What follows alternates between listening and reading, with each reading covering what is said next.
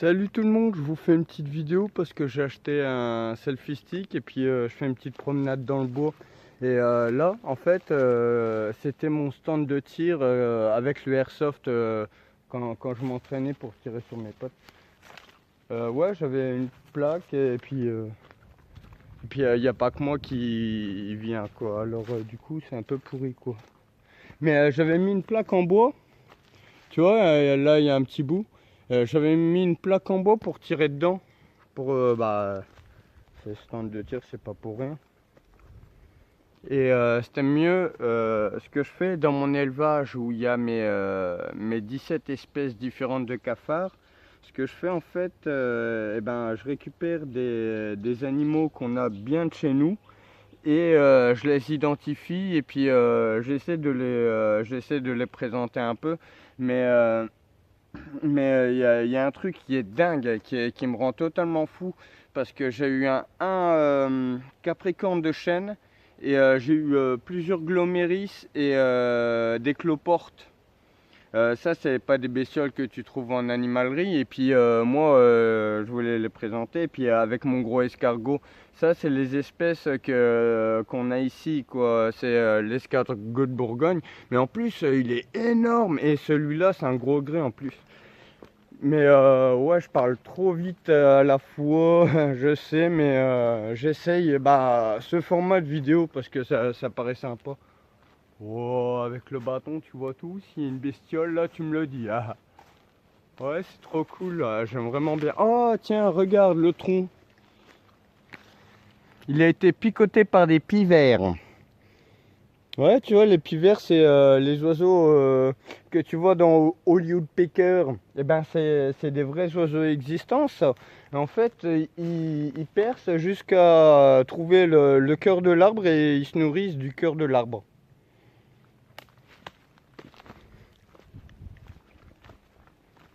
Et puis il y en a, mais ils nichent même dans leurs trous. Des fois, ils font des gros trous et ils posent leur nid dedans. Quand ils sont plusieurs sur le même arbre.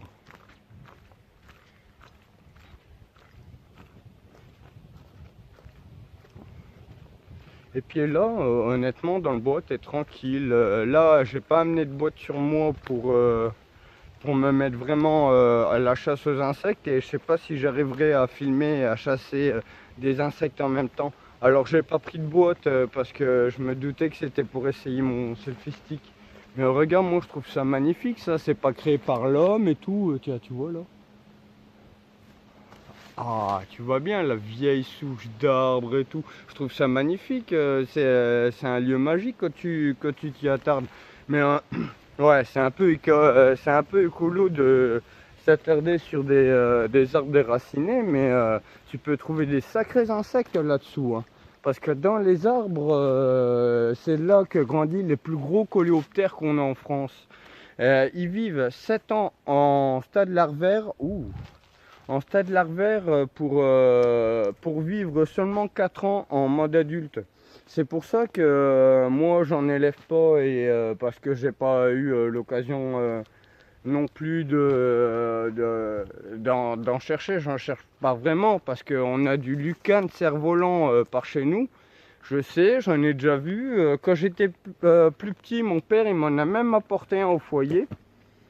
Et je l'ai gardé 3-4 jours et puis après je l'ai relâché, c'était cool. Mais pas parce que ça vit pas longtemps en mode scarabée, j'avais pas envie qu'il soit mort chez moi. Et du coup, ce que j'avais élevé, mais en plus c'était en foyer, donc c'était des bestioles, c'est interdit à la base, c'est des bestioles protégées. J'ai gardé un crapaud. Vous voyez le crapaud commun que tout le monde écrase sur la route. J'ai élevé ça pendant. J'en ai eu un pendant. J'en ai gardé un pendant 3 ans dans mon petit aquarium, dans ma chambre de foyer. C'est des super souvenirs. Et puis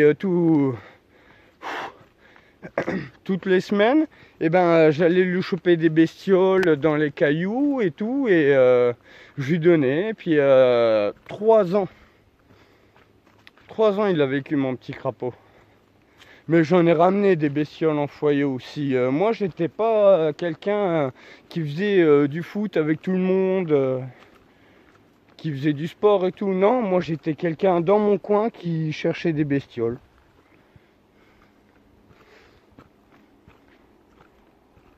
Mais moi, c'était les orvets que j'aimais bien. Mais attention, je les ai toujours relâchés. Et puis mon père, il veillait au grain. Il veillait qu'il soit relâché l'orvet.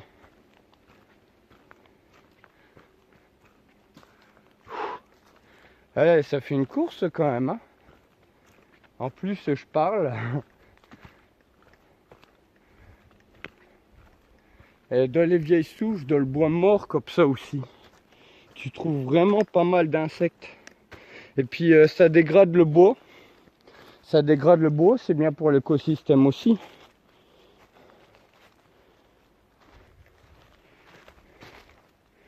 Qu'est-ce qu'on peut trouver là-dedans? Tiens, tu vois, il s'effrite le bois. Et c'est dans les écailles comme ça que tu trouves un max de bestioles. Tiens, regarde. Un petit escargot. Ah ouais, dans les bois, j'ai trouvé un super escargot aussi. La coquille, elle fait pas comme mon gros Bluetooth, mais elle fait autrement.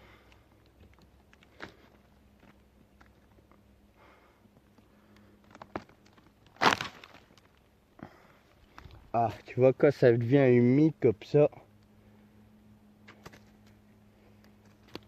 il y a des bestioles qui aiment bien l'humidité. Et par contre, il y a un truc qui me choque avec les bestioles que j'arrive à choper ici. De toute façon, j'ai pas de boîte, alors ça sert à rien. Ouais, il y a un truc qui me choque, c'est que en fait,